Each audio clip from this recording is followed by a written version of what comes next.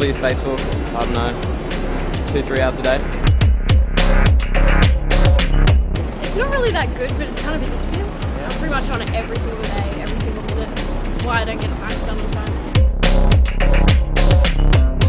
Do you reckon you use Facebook more than actually hanging out with people? Probably, yeah. Yeah? Yeah.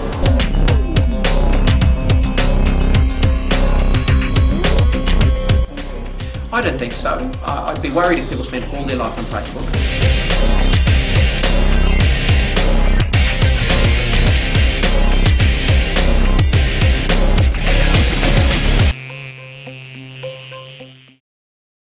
It's safe to assume that Facebook is slowly taking over the world.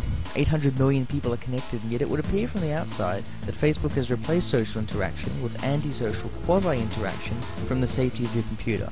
Is this really happening? And if so, why? Especially when you consider just how silly Facebook conventions can appear. Stan, why won't you be friends with Grandma? Dad, I just really don't want to pay attention to this Grandma thing. is in the hospital, and you won't even be friends with her. All right, Dad, I'll add Grandma as a friend. That's better. Oh, and I sent you a funny picture and you didn't respond to it. Dude, Facebook, seriously. Despite this, social networking sites are still the second most viewed category of website on the internet, according to Time magazine, just behind porn. Perhaps we find it easier to communicate through a screen, as opposed to in person. Yes.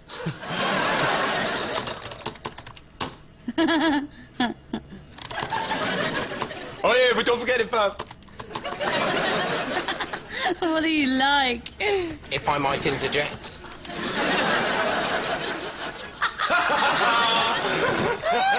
That's hilarious. To get an outside opinion, I tried to locate someone who did not own a Facebook and who technically lived off the grid. However, I was unable to find anyone on Facebook who did not have a Facebook page, except for this guy. Peter's fucking giving me the shit.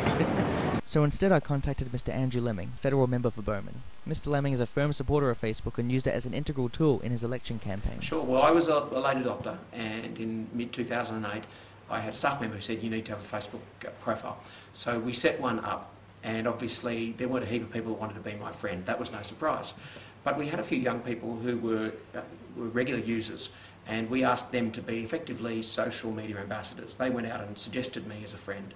And once people started receiving friend suggestions from people they knew, we know that that is a very, very powerful way, even if you need to use large numbers to ultimately build your own following. So initially we were finding about a 10% success rate from friend suggestions, but that now is increasing to about 30%, which is significant. Typically people want to be able to continue doing their social media 24/7. They want to be able to do it at home, they want to be doing it on their handset, they want to keep doing it at work.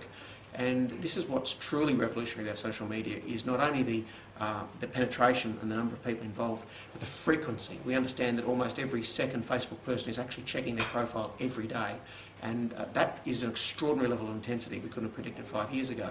How often do you reckon you use Facebook? Every day. Every day? Yeah, I use Facebook daily, but... I go on every night, at least, yeah. People are looking for ways of engaging in their discretionary or their free time.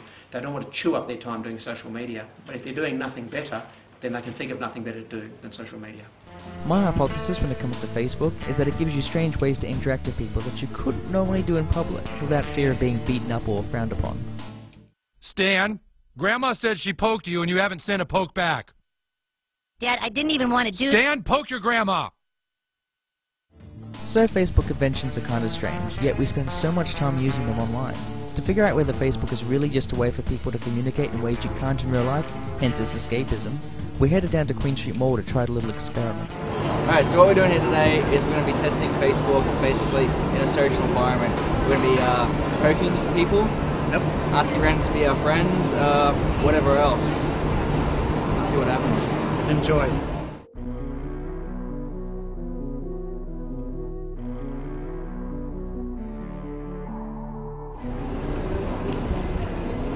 You gonna poke me back?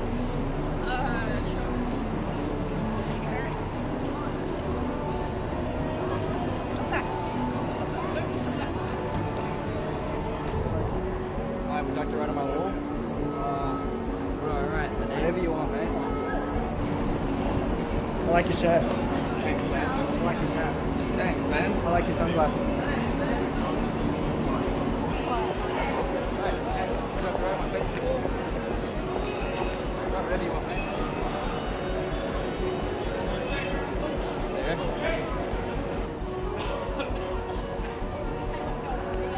Not too bad, he's poking me. Do you want to be a friend? Yes, I do. Cool. What's your name? Rory Kershaw. I'm Zach. Hey Zach, nice to meet you. Nice to meet I'm you. going to have a lovely day. All right. Hey, you gonna poke me back?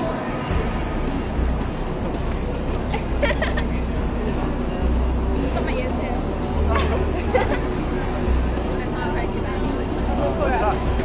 Thank you so much for that. No worries. mate. You have a good day. See you later. Thanks, man. Do you want to be my friend? You don't want to be my friend. I don't want to be your enemy all the time. I like your shirt. Thank you. Cool. I don't like yours. You gonna poke me back? No? How rude.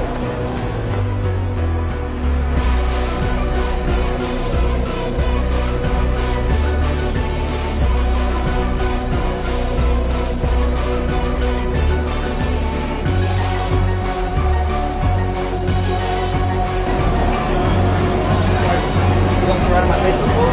What? Like to write on my Facebook wall?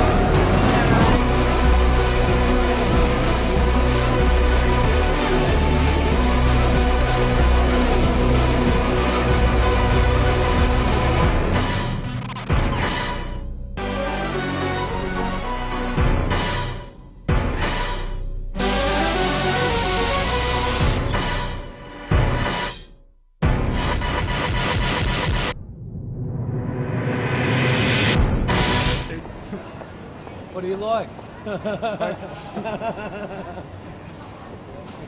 Oh, you're starting a Pokemon now.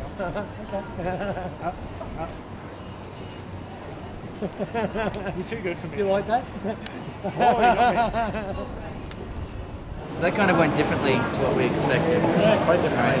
People were politer than I thought. Yeah, I thought everyone would be complete dicks about it, but People were nice. they were all really nice. My first sense was probably an aggravated assault charge, so I'm glad that that didn't happen. It would be good for filmmaking careers. But second, I would have thought that there would have been a lot of people watching and finding it quite weird and unusual. But the more I thought it through, I think once you get on a roll and you're clearly doing it for fun and there's potentially cameras around, then of course people will change their behaviour. And I think people would also recognise instantly that this is Facebook conduct actually being taken into the real world. So I think there would have been a fair bit of humour associated with it. And of course, as long as you picked your mark and were dealing with young people who understood social media, then I think it would work. It'd be interesting to see if you could get away with it with people who were from an older demographic who aren't on social media. I think they still would have been pretty bemused, if not surprised and shocked. Look, in the end, if people want to write on a wall, they understand that that's a Facebook activity. But for people that are out of that, particularly the age demographic, or don't have a page, then they still wouldn't have a clue.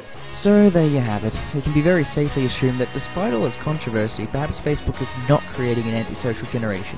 In fact, it seems to have created a whole new group of social interactions that the current generation understands, accepts and welcomes. So log off Facebook, go outside and poke someone.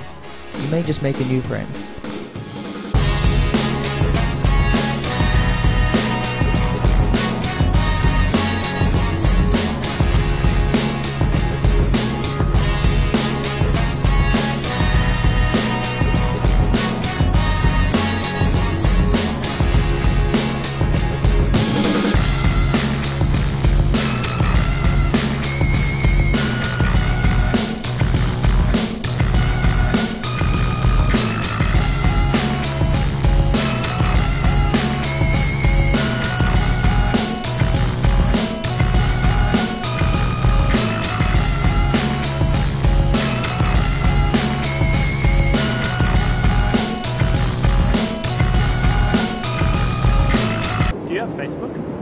No, I don't have Facebook. I told you, I even don't have a telephone connection. They destroyed the telecom pitch in front of the house.